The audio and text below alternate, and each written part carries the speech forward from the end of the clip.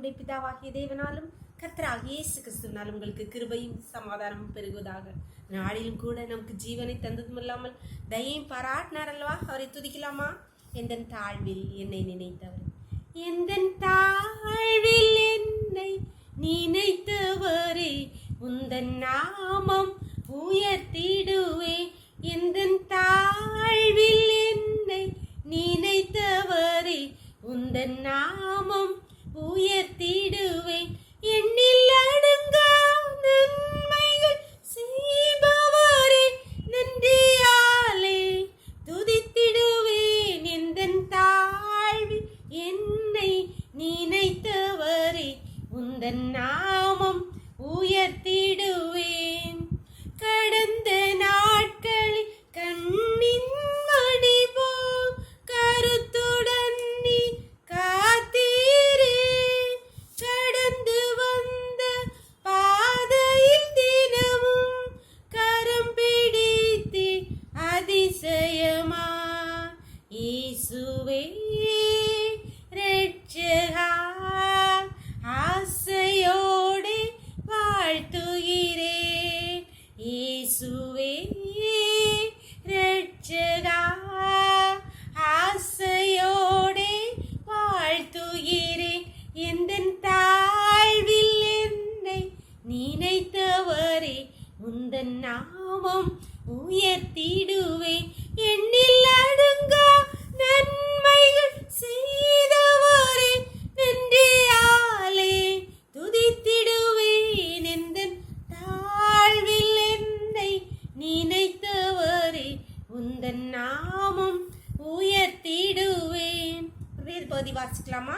ஏசாயா 30ஆம் அதிகாரம் வசனங்கள் 15 to 18 வரை.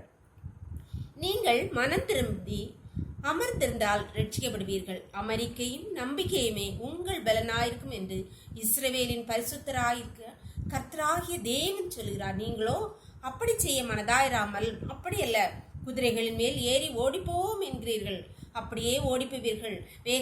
வேகமான வாகனங்கள் மேல் ஏறிப்போம் என்கிறீர்கள், அப்படியே உங்களை துரத்துகிறவர்கள் வேகமாய் துரத்துவார்கள். நீங்கள் மலையுச்சியின் மேல் ஒரு கம்பத்தை போலவும் மேட்டின் மேல் ஒரு கொடியை போலவும் மீந்திருக்க மாட்டாக. ஒருவன் பயமுறுத்த 1000 பேரும் 5 பேர் பயமுறுத்த நீங்கள் அனைவரும் ஓடி போவீர்கள். ஆனாலும் உங்களுக்கு இறங்கும்படி கர்த்தர் காத்திருப்பார், உங்கள் மேல் மனதுருகும்படி எழுந்திருப்பார். கர்த்தர் நீதி செய்கிற தேவன், அவருக்கு காத்திருக்கிற அனைவரும் பாக்கியவான்கள். இங்கே கர்த்தர் ஆகிய ஆண்டவர் சொல்கிறார், நீங்கள் மனம் திரும்பி அமர்ந்திருங்கள். அமெரிக்கையும் நம்பிக்கையுமே நம்முடைய பலன் என்று ஏசாயா தீர்க்கதரிசியை கொண்டு சொல்லுறான். ஆனா நீங்க நான் சொல்றதை கேட்காம ஓடி போவோன்னு சொல்றீங்க, குதிரையில் ஓடி போவோன்னு சொல்றீங்க. எல்லாம் வேகமா நடந்துடணும்னு நினைக்கிறோம். நம்முடைய வாழ்க்கையிலே நம்ம அப்பாட்ட எதை கேட்கிறோமோ அது உடனே நடந்துடணும்னு நினைக்கிறோம். காத்திருக்குது பொறுமையோ நமக்கு இல்லவே இல்லை. ஏசப்பாட்ட கிடைக்கலன்னு வேற அநேக வழிகளை தேடி ஓடுகிறோம். அன்பான தேவனுடைய பிள்ளைகளை, கர்த்தருக்கு காத்திருக்கிறவர்களோ கழுகுகளை போல செட்டைகள் அடித்து உயர எழும்புவார்கள் சொல்கிறார். கர்த்தருக்காக பொறுமையுடன் காத்திருந்தேன், அவர் என்னிடமாய் சாய்ந்து என் விண்ணப்பத்தின் சத்தத்தை கேட்டார் என்று சங்கீதக்காரன் சொல்லுகிறாரே.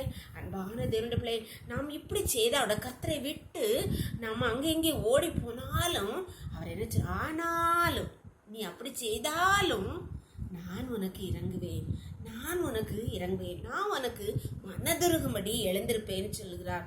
அவருக்கு காத்திருக்கிற அனைவரும் பாக்கியவான்கள்.